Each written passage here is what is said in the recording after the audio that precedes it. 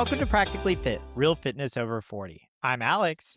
And I'm Abbie. And today we're going to talk about the benefits and pitfalls of incorporating AI workouts into your fitness routine. That's right. AI is becoming more pervasive in society, and that means it's becoming more pervasive in fitness. Over the past few years, we've been experimenting with different apps that incorporate AI features, and so we're going to share our experiences of those today. We've also, more recently, been using generative AI chatbots like ChatGPT and Claude to help us shape our workouts. Yeah, so we're going to share around all of our experiences with different apps and chatbots today, but one key takeaway I just wanted to throw out up top from experimenting with all these tools is that because AI is prone to telling you what you want to hear or even reinforcing your existing beliefs, you have to be careful with the AI's advice. So we'll talk more about that in our conversation today. But let's kick this off by talking about our experience with AI features in fitness apps themselves. And we'll move on to generative AI chatbots in a bit. So Abbie, you want to kick this off by talking about some of your recent experiences with apps? Yeah, absolutely. So a couple of years ago, I came across Runna, and I did a free trial with it. Wait, so how do you spell that? Runna is spelled Runna.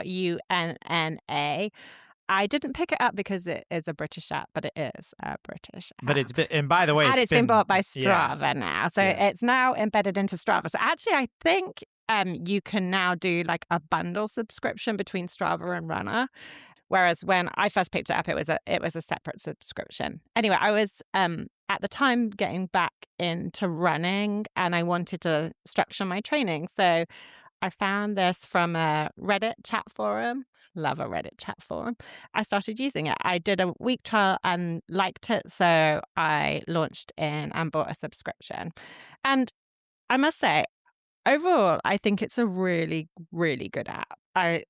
Lots and lots of solid positives from the app, lots of positive experiences. But I want to be fair and run through both the good and the bad. So in terms of on the positive side, what I really like about it is it's very structured and it gives you a real clear plan that you can follow. And you can also tailor it for yourself. So you can tailor it in terms of if you're training for a race, you can put that into the app and it will build to that race. If you've got a goal, like both me and Alex have used it to like on a 5K improvement plan. Yeah. Or even if you're just like, your goal is, I want to maintain my current level of fitness. So I think that that's really nice. You can also specify the number of days that you want to train. So the number of days that you want to run, what day you want to do certain runs, especially your long run if you're training for a longer distance. So it's really, really nice. One of the other things I love about it is if you have a fitness watch like a Garmin or any other fitness watch brand, it can sync to it. I happen to have a Garmin, so I don't know with the other ones that it syncs to, but I know it does. Apple Watch, etc. And what's really beneficial about that is the app sets out these different workouts for you across the week, and it's just there in your watch that day for you to click in and do the workout. And that's particularly beneficial when you're doing, say, an interval workout or a pyramid set, which is a set of intervals that are different distances that like build up and build back down again. So that's really nice. And I really like that because it keeps you on track during the workout. So very beneficial. Yeah. And so like when you're doing all this, I think what's good about it, right, is it's ingesting all your data. So as it's setting up those different like sets for you, whether it's an interval workout or pyramid sets or tempo run or whatever, it's adjusting right based on your real runtime data. So that's kind of where the AI comes in, right? Yeah, it does. Although I'll talk about that a little bit more in a moment, because I think actually that might be one of the downfalls of the app personally, Yeah. from my experience of it. It's got a really nice, easy to use interface. I particularly like that because it's got really clear descriptions. It's really clear in like each workout, what you're doing, what paces it's asking you to hit, how it wants you to run. That comes through onto your watch too. But also like lots of like tips and tricks in the app. So videos that show you how to do a good warm up and a good cool down. You can also add in strength training and mobility and all different kinds of things. So really nice and lots of different options that you can add into the app. One of the things that I have most appreciated about it, it introduced me to some new workout types and formats that I haven't done before. Like prior to using this, I had run with a running club, and I had done the training plans that you could download offline, like Hal Hansen or any of those ones. And so I'd generally done the same things. I'd done easy runs, tempo runs, fartleks, different, intervals. But this has introduced me to some of my absolute favorite workouts now. Like I really love a pyramid set, for example. I find it really fun. I love the build up, the build down. It makes the time go fast. It's introduced me to broken 1Ks and like just different types of particularly interval training sessions, which I think has been really fun. And I know you found that too, Alex, right? Yeah. It definitely, I think for like a running app that's incorporating AI and all your data, it definitely has the best sort of different types of workouts that you can choose from. You can even go in there and just decide like, oh, I want to do this kind of interval set today. Like I would do that on the track. I want to do 200-meter sprints, and it would have a workout already built for that. So yeah, definitely very cool. Yeah, I agree. And then last in the pro category, it's pretty cost effective versus hiring, say, a personal trainer. Like I have other running friends who've hired a coach. That's pretty expensive and not accessible for everybody to do, right? But in terms of getting some of that structure that a coach would give you for a more affordable price, I think it's pretty cost effective Yeah, on although I that will side. say, like, I think it's still a little bit on the pricey end when it comes to like monthly costs for fitness apps if you do the month by month. Yeah. And if we move into cons, that is definitely one of my cons. Like there's a cost consideration. You do have to pay for the app. But compared to hiring a personal coach, it's much cheaper. Yeah, definitely. Cost consideration would definitely be one of my cons. I think there's two biggest cons that I would pull out. The first is that while you can set it up around your goals, adjustments are somewhat limited. It's not the same as having a personal coach where you could talk to that person and say, hey, I need X and Y, or like this isn't working for me, or like I'm concerned that this pace is pushing it too hard for me. So there's no way to feed back into the app and say, this was too difficult. Yeah, I haven't used this app for a while. I used it last year and you've been using it more recently. I remember there was like a notes feature, but so if you're putting in notes to the app, the AI is not like incorporating those notes into your workout analysis I or don't know. I haven't used the notes feature. yeah, so But that's something to investigate. yeah, I haven't used the notes feature, so I can't comment on that. But what I was really focusing on here was there is limited ways to feedback and adjust things like paces and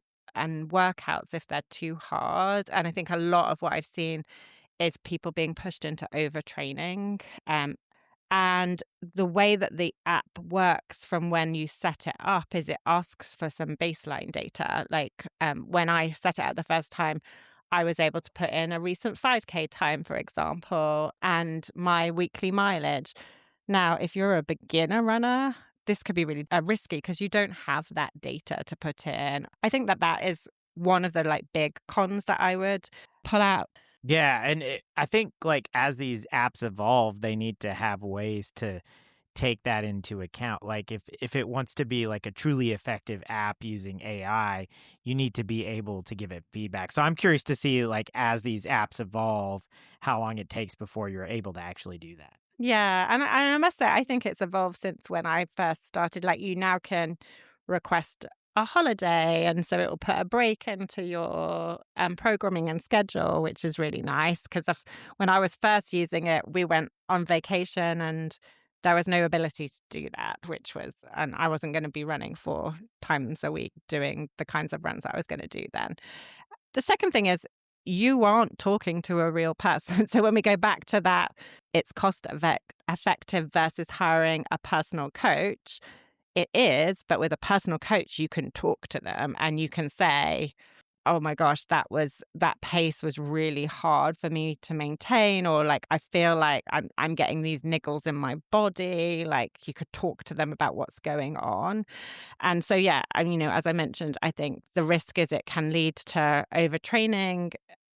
I've found personally that sometimes the pacing and the mileage recommendations it's giving me is a bit intense. I know when I did a 5K plan a while ago, it was giving me long runs of like 7 or 8 miles. And I was thinking, why am I running 7 or 8 miles for a long run on a 5K plan? It seems high. I was okay doing them because I was already used to that distance. But I was thinking, gosh, if I wasn't, that's a lot of mileage on body. So I think the most important thing that I've found, and I would say, is trust yourself and know your body rather than rigidly following the plan.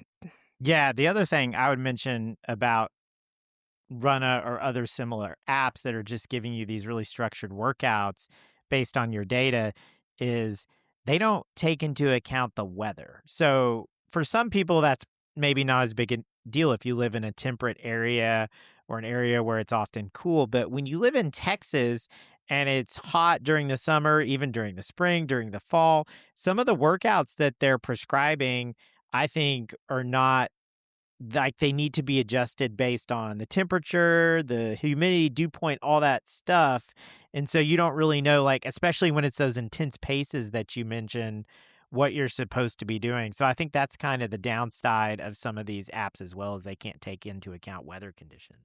Yeah, no, definitely. Although I have seen that that's started to shift a bit, and I wonder whether that's some of the interface with Strava or even the investment from Strava is helping it take into account some of those weather dimensions. Yeah, so it'll be cool to watch this app develop over time, especially with the partnership with Strava and just as AI accelerates. The other one that I've tried out is the built-in Garmin coaching plan. So Abbie mentioned that we both have Garmin watches.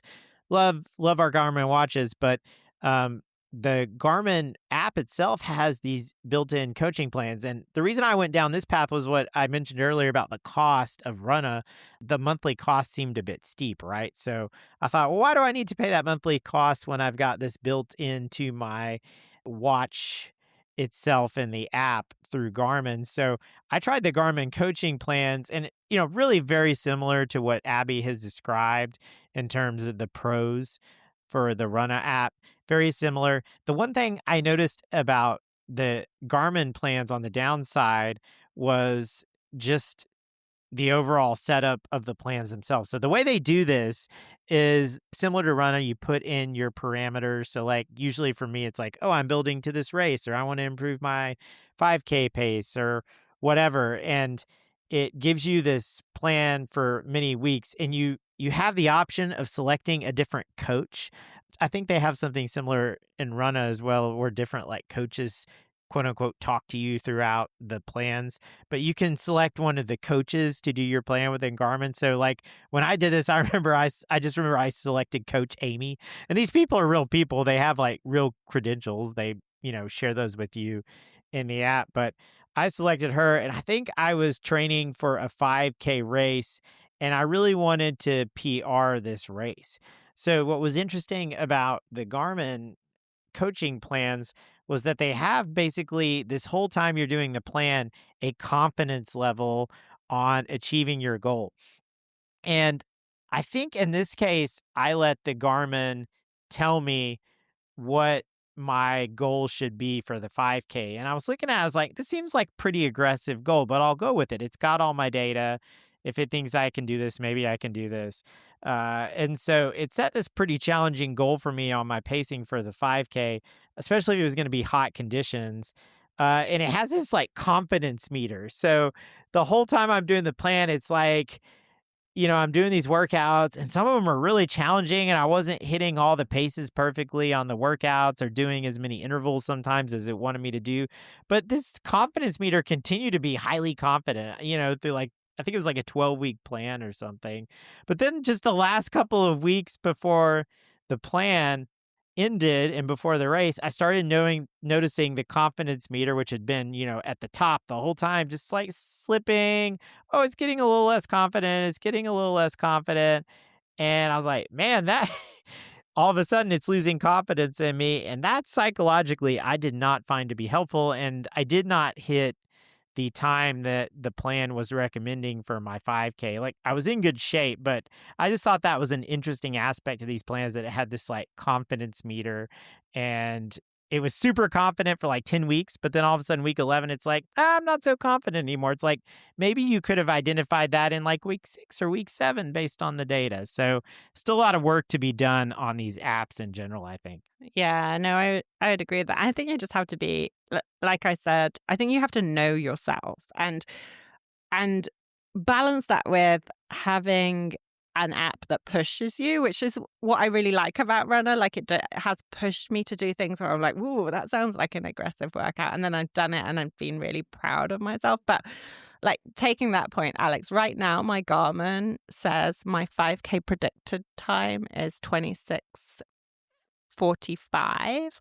My absolute best 5K PR from years ago is 26:40. And that was in my 30s when I was like super fit. So you just have to be a bit careful with these things. My both, I think Garmin and Strava give me some pretty good predictive 5K times right now. And I'm like, you realize it's like 100 degrees outside. So I won't be doing that anytime soon. Well, so that's our experience of using some of those apps and the AI features in them. Would love to hear if people have used other apps that have AI built in them and use them for other things. We've been focusing on running lately, so that's a lot of what we've been using. But we've also used Strava and different things previously for other things like cycling or weightlifting.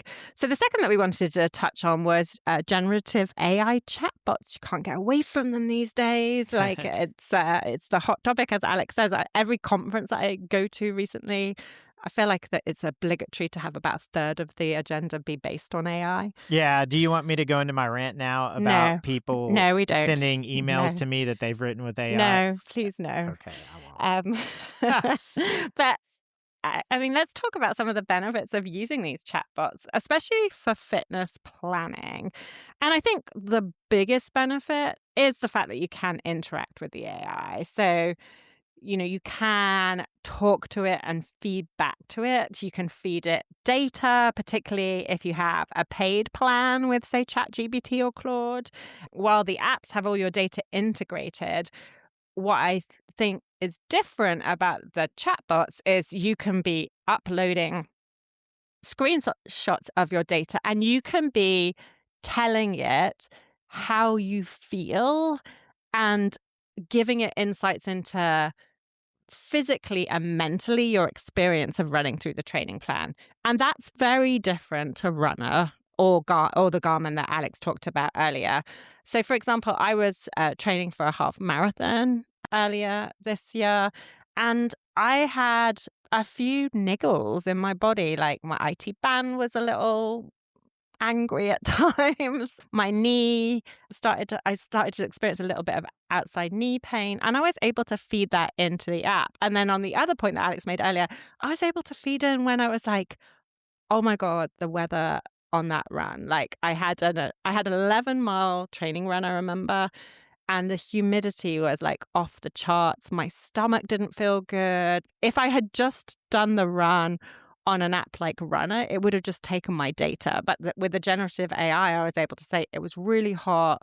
I was really struggling. I had stomach pain. I decided to cut the run short. Yeah, I mean, I've literally been feeding in the conditions, like the weather conditions for every run that I do. So it has my distance, my pace, my heart rate data, and then the weather conditions. So it can analyze your heart rate based on the weather conditions and like give you advice about the time of day to run and things of that nature. So that is really cool to me, to even be able to like see the differences of how you performed based on the temperature, what time of day you ran, and it over time it builds up this data set, which is really cool.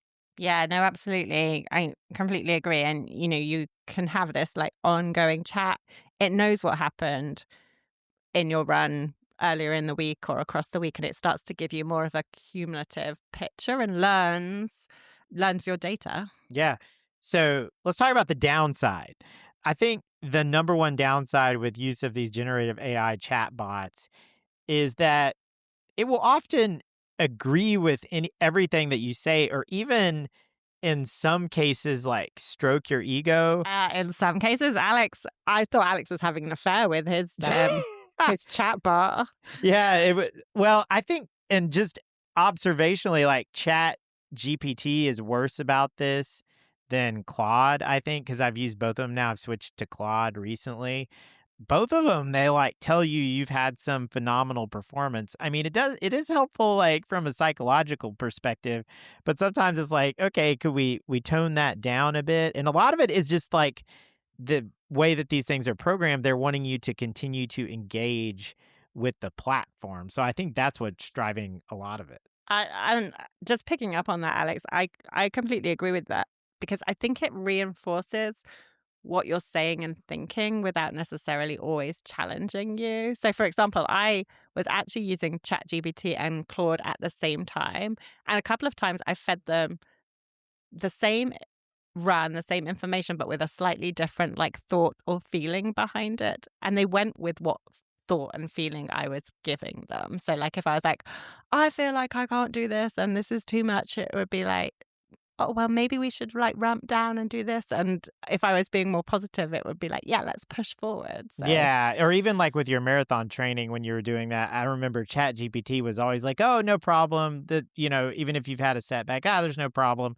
Whereas Claude was a little bit more like skeptical. But I mean, I will say a way that you can mitigate this is you can literally tell it to stop doing that. So, or you can tell it to be more skeptical or be as realistic as possible and it will adjust. I mean, just the other day, m- Claude was flagging for me that I've had like some pretty heavy back to back efforts and I was deviating from the plan. And, I'd done two really intense days in a row when I wasn't supposed to. And so they can be pretty good about flagging things like that for you, but you do have to, I think, prompt the chatbots to set the expectation, which is really weird. It's like you're having a conversation with someone like, hey, I need you to be uber realistic with me and be skeptical. no, exactly. And that's what I meant. Like the prompt, it's all in the prompt that you give it, right? Like you have to really set it up in the prompt. Yeah. I think another downside to this can be that these applications maybe are not always right about what's good to incorporate into a workout. They're learning from not only the internet, but people's interactions with them. And so, because of that, not everything that's on the internet is correct. Certainly, not everything that people tell these chatbots is correct. There's evidence out there that you can throw them off by just telling them inaccurate information. And if they learn from that, incorporate it into their model. So I think that you have to be really careful when you're using these to set up things like running pacing to make sure you're not overdoing it, or even with strength workouts. And I'll give you an example on that. Last year when I was using ChatGPT for bodyweight workouts, it suggested, and I was just getting back into calisthenics training. I'd been reading some different books on calisthenics. I'd read one that was like very gymnastics based, very intensive training. But one of the exercises that ChatGPT wanted me to put into my calisthenics workout was ring dips. And I was like, wow, that's cool. I used to have rings several years ago at my old house, like on an outdoor pull up bar that I had. I hadn't used them for a while, but I was like, oh, I was probably doing that was like 35, right? So I'm 10 years older now. And I was like, yeah, I really enjoyed the rings.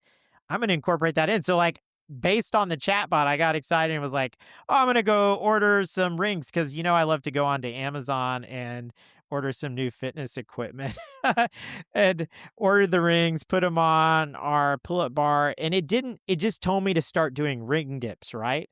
What that is, for those of you who aren't familiar with dips, basically you just put your hands on the rings like you would dip bars and you dip down. But with rings, it's a lot more challenging than a normal dip exercise that you do on parallel bars because the rings are not as stable and there's a lot of movement. So it really challenges the stability of your arms, your elbows, your shoulder. And this is totally on me for not being 100% sensible with the workout. But I started doing these ring dips, and like second or third time I did them, I was going down for a dip. And I mean, every rep is super challenging on these ring dips. I just hear this like loud popping sound in my shoulder. And I'm like, uh oh. And my first instinct was like, well, I've got 3 more reps, so I need to keep going, which I did, but Abbie's making Mhm. a face right now. But yeah, really kinda messed up my shoulder there, and that was, like, a couple of months of not being able to do anything that was like a shoulder type workout because I followed this workout from the chatbot. So again, that's on me for not being sensible. And really, I should know that if I'm going to use rings, I should really just practice like static holds before I'm ever trying to do a dip on that. But I think I know that. Like, I've been working out for a long time. I've done a lot of calisthenics and weights and so forth.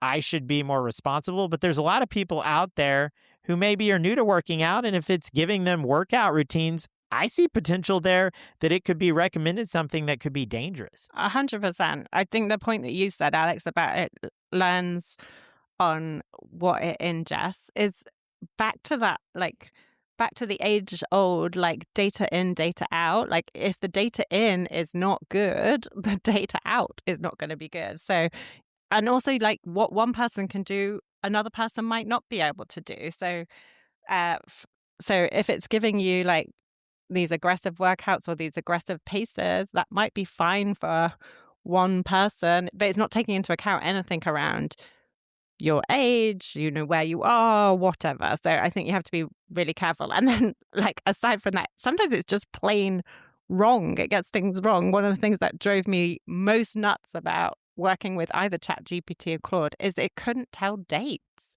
Like, I would constantly be like, no, no, no, the race is 3 weeks from now.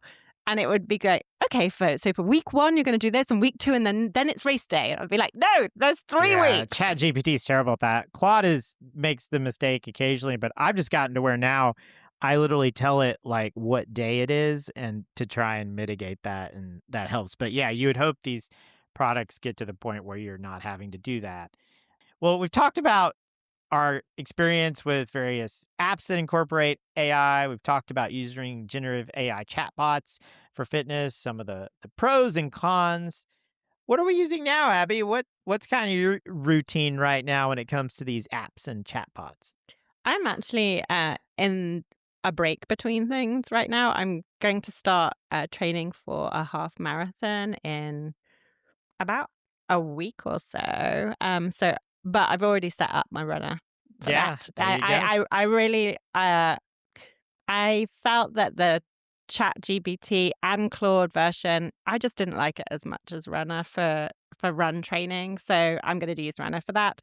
At the moment, I've been using Strava, like just in Strava now. There's some suggested workouts in there, so I've been using that in terms of for some strength training workouts, or like you say, in Runner, you even if you haven't got a plan set up, you can just go in and do a workout. So sometimes if I want to do something different for a run, like I'm like, oh, I'd like to do a steady run, I will just plug one of those in. Yeah, I've really only been using AI for my run streak, and I just talked to Claude about it. So I'm doing this run streak right now where I run every day, and I've really enjoyed using generative AI for that because I can go in and feed in the data for each day of the run streak, and it has observations and it's observing trends, and I can see how I'm making progress with my heart rate. So that's been really cool.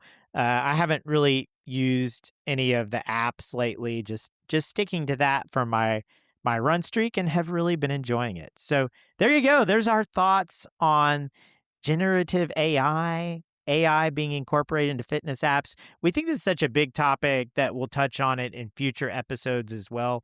We're just sort of scratching the surface on it, but we wanted to to kind of share some of our experiences with this being such a hot topic right now. We hope you enjoyed the episode. We'd love to hear from you about how you're using AI in your fitness routines, or how you feel about if it is useful. Do you prefer just doing things the old-fashioned way, programming your own workouts, or reading a book? I know the calisthenics I do right now, I got a lot of that from reading books. I did not get any of that from AI. So would love to hear your thoughts on that. Please leave a comment on the episode on our Substack at practically.fit, or you can shoot me an email at alex@practically.fit, and we'll share your feedback on the next episode of the podcast. Yeah. And if you enjoyed this episode, please leave a rating or a review on your favorite podcast platform, or share it with your family and friends.